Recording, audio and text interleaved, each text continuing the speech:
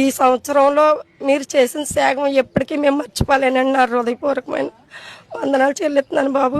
మీరు ఇంకా ఇలాంటి వాళ్ళు ఎంతో మందిని ఆదుకోవాలని, ఇంకా పైకి ఎంతో అభివృద్ధిలోకి రావాలని నా మనస్ఫూర్తిగా వందనాలు చెల్లిస్తున్నానండి బాబు. చిన్నప్పుడే చనిపోయారు, కానీ పవన్ కళ్యాణ్ సార్ మాకు 5,000 డబ్బులు ఇస్తున్నారు. Thank you sir. అండి, పవన్ కళ్యాణ్ గారు మాకు ఈ ఎమ్మెల్యేగా రావడానికి ఎంతో మాకు హృదయం పొంగిపోతుందండి. అయినా ఇంత పరిపాలన చేస్తున్నట్టు ఎవరు చేయలేదండి. ఎన్నో రాజకీయాలను చూసామండి.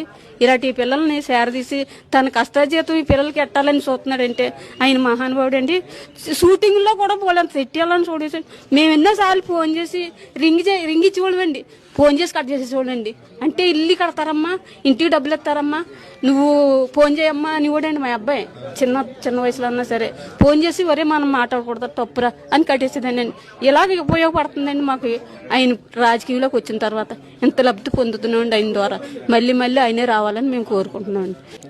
నేను వైఎస్ఆర్ పార్టీలో వార్డు నెంబర్కే ఉన్నానండి. ఎన్నో మీటింగులకి ఆవేశపడతా వెళ్ళానండి, కానీ దూరంగా ఉండి చూస్తాం తప్ప ఏమి ప్రయాసపడలేదు. సంటి పిల్లప్పటి నుంచి అక్కడ మోసుకెళ్తూనే ఉన్నానండి. పవన్ కళ్యాణ్ గారు చేసినట్టు జగన్ గారు కూడా మమ్మల్ని చేరదీయలేదు. ఆయనకి ఆ బూత్ కూడా పెట్టాలన్నా ఇది లేదు. 10 లక్షలు వేస్తారంట అన్నారండి. అక్కడికి కూడా వెళ్ళాను, కలెక్టర్ ఆఫీస్ కాగితాలు కూడా ఎట్టానండి, పని అవ్వలేదండి. ఇక్కడ చక్కగా ఈ పవన్ కళ్యాణ్ గారు బాగా చూస్తున్నారండి పిల్లల్ని. చేసిన పని చాలా బాగుందండి.